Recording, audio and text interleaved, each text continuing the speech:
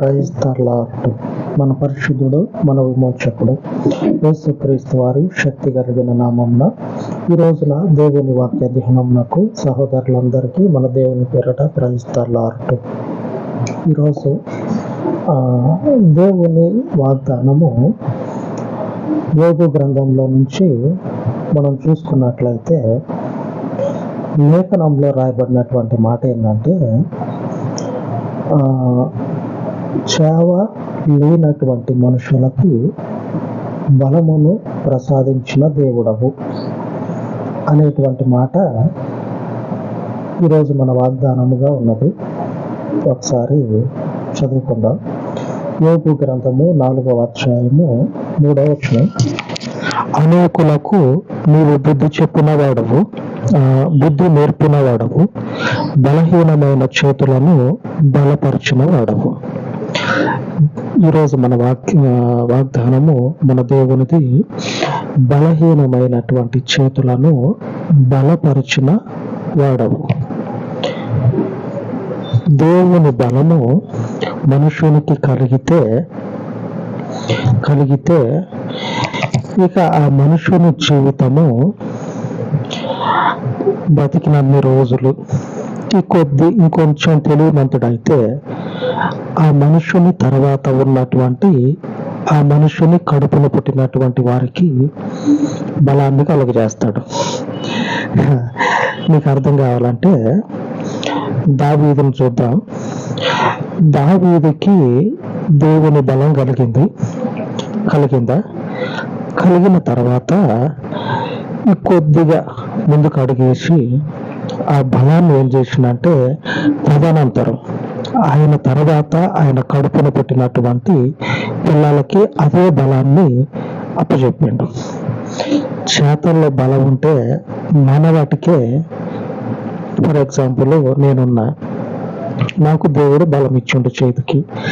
ఈ బలాన్ని నాకు ఉపయోగించుకొని నేనున్నన్ని రోజులు నన్ను నేను నిలుపుకోవటం జరుగుతుంది.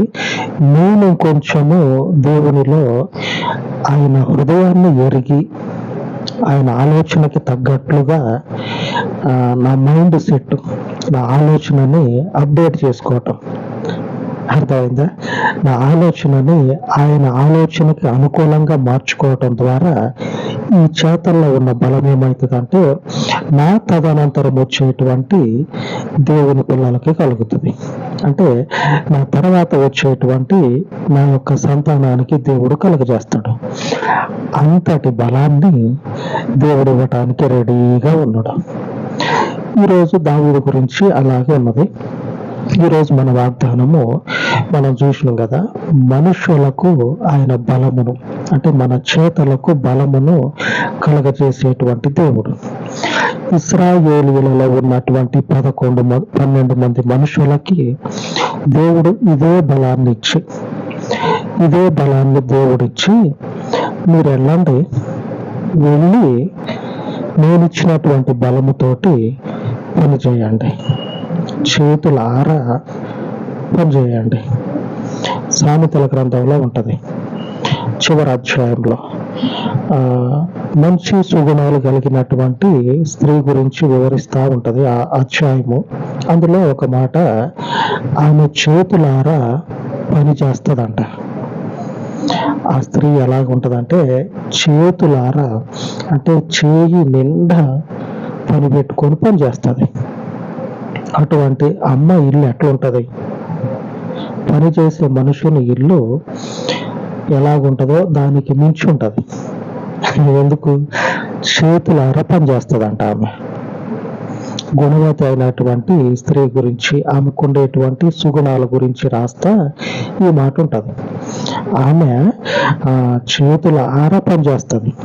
అంటే చేతి నిండా పని పెట్టుకొని పని చేయటం మొదలు పెడితే అయిపోదు, ఆ పని అంతా ఒడిసిపోదు.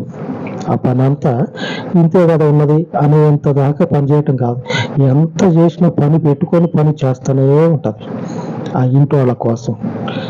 దేవుడు మనకిచ్చిండు అధికారం, బలపరిచిండు. 12 మంది శిష్యులకు అధికారం ఇచ్చి మీరు వెళ్ళండి, వీళ్ళు ఏం చేస్తారంటే చనిపోయిన వారిని లేపండి. మత్తయి సువార్తలో 10వ అధ్యాయంలో రాయబడి ఉన్నది.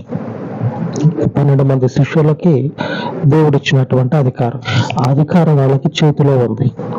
ఇక్కడ ఐడి కార్డు తీసి చూపించి నేను పోతా అని చెప్పని పోవటం కాదు, వాళ్ళ చేతిలోనే ఉంది అధికారం. వాళ్ళు ఎక్కడ ఉంటే, ఇప్పుడు కూడా ఎంప్లాయీస్కి ఎవరికైనా ఐడి కార్డు లేకపోతే మెడలు పట్టుకుని బయటకు నెట్టేస్తారు. మెడలు పట్టుకొని నేను ఎక్కడంటే ఒక ఐటీ కంపెనీలో మామూలుగా రోజు వర్క్ చేశా.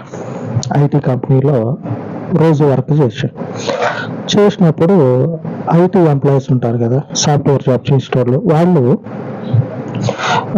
గేట్ దగ్గరికి రావటం, దాన్ని సెక్యూరిటీకి చూపించటం, ఐడి కార్డు సెక్యూరిటీ చూసి అక్కడ కంపెనీ లోగో, ఆ ఎంప్లాయీ ఉంటుంది కదా అంతా చూసి పంపిస్తాడు.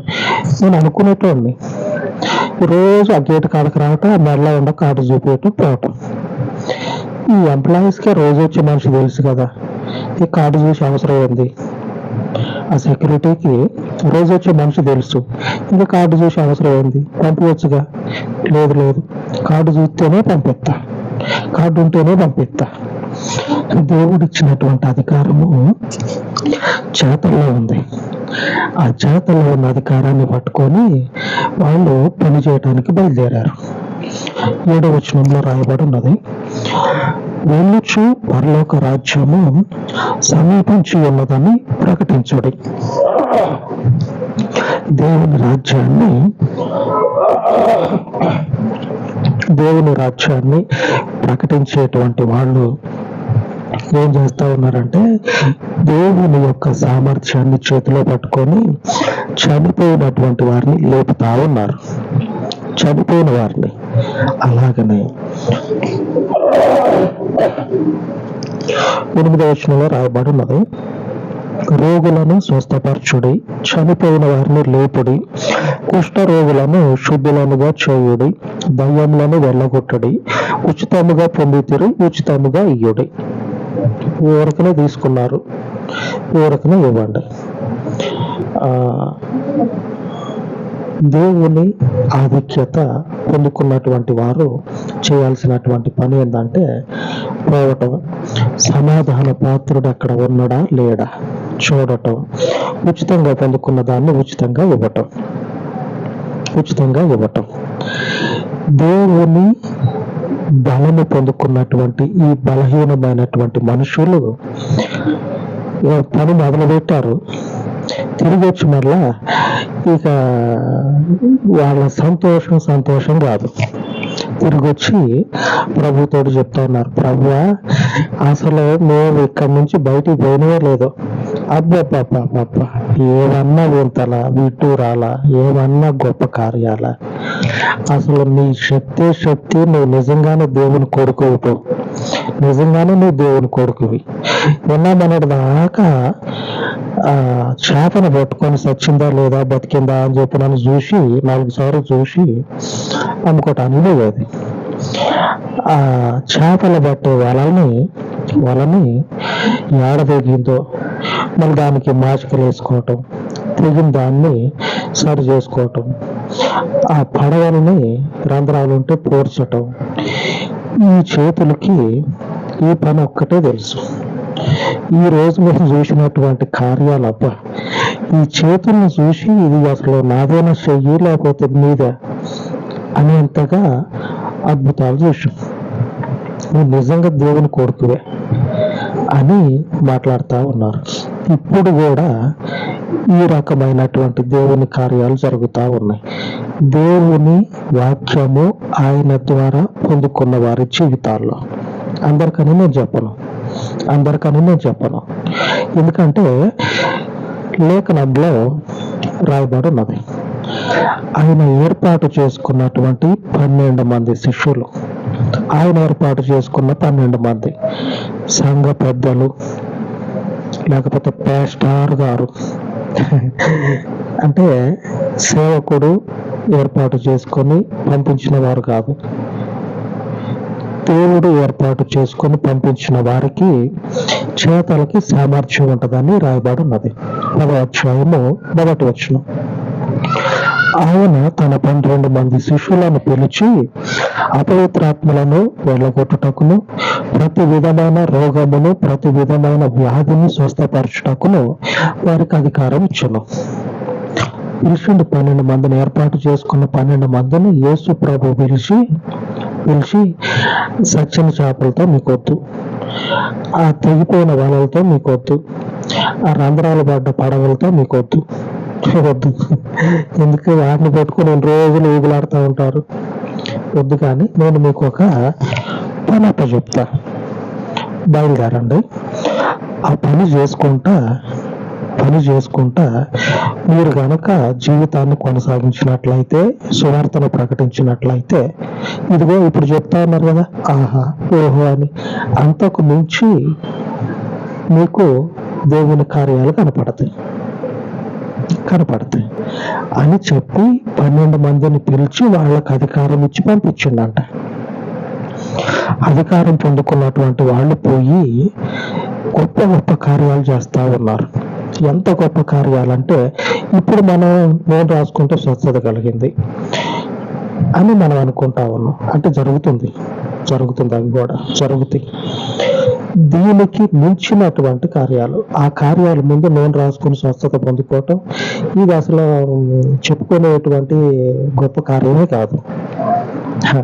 అంత గొప్ప కార్యాలని దేవుడు చేసేటువంటి సామర్థ్యాన్ని ఆయన శిష్యులకి దేవుడు ఇచ్చాడు. ఈ రోజున అదే స్థితిలో మనకి దేవుడు అనుగ్రహించడానికి సిద్ధముగా ఉన్నాడు. అందుకే చెప్తా ఉన్నాడు, బలహీనమైనటువంటి చేతులను బలపరిచినటువంటి దేవుడవు నీవు. ఆమేన్. ఆయన చేతిలో ఉన్న సామర్థ్యము నాలుక 10 మాటలు మాట్లాడేటువంటి వారిని కోసి పడేస్తుంది. ఆమేన్.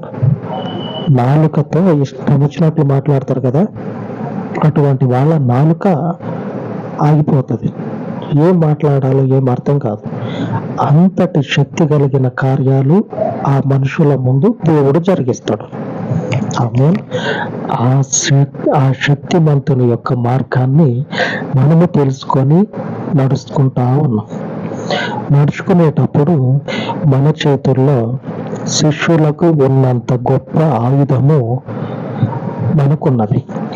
మీకు ఈ ఆయుధము ఉన్నది లేనిది ఆయన తెలియజేస్తాడు. ఆమేన్. నిజమే. శిష్యులను 12 మంది పిలిచి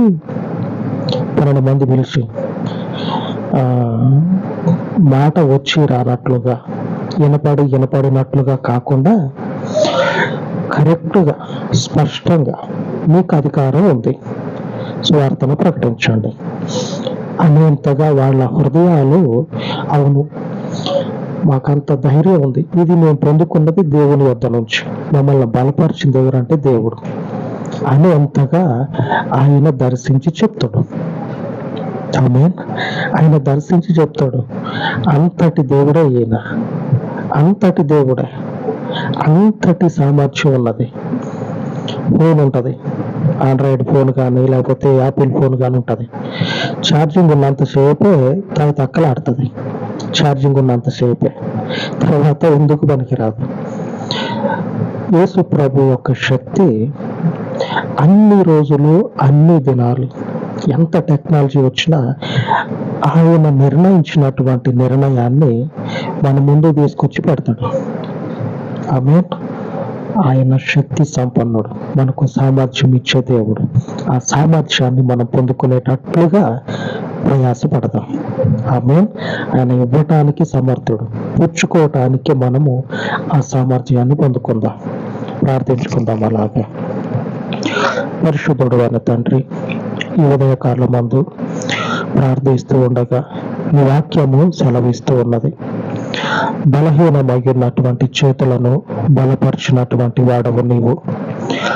శిష్యులయ్యున్నటువంటి 12 మందిని నీ పరలోకపు శక్తి చేత బలపరిచి వారికి ఇచ్చినటువంటి అధికారమును జ్ఞాపకం చేసుకొని నీ సాహస కార్యములను వారి జీవితాలలో జరిగించిన శక్తిమంతుడా, ఆసక్తి కలిగిన కార్యములను ఈ దినమున ఈ పరిచర్యలో జరిగించమని ప్రార్థిస్తూ ఉన్నాను. ఎందుకంటే సామర్థ్యము నీది.